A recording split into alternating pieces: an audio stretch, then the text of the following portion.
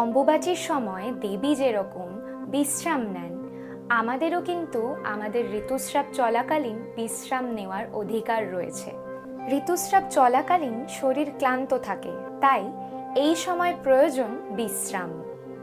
তাছাড়াও দেবীকে যখন মৌসুমি ফল, আম, কাঁঠাল এবং সেই সঙ্গে ছাগল বলির মাংস ভোগে দেওয়া হচ্ছে, তখন এটাও আমাদের মনে রাখতে হবে যে আমাদের শরীরে ঋতুস্রাব চলাকালীন প্রোটিন দরকার এবং ফল খাবার দরকার।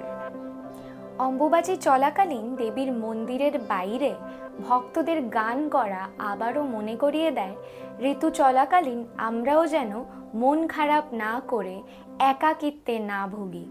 ঋতুস্রাব উদযাপন করার মতো বিষয়।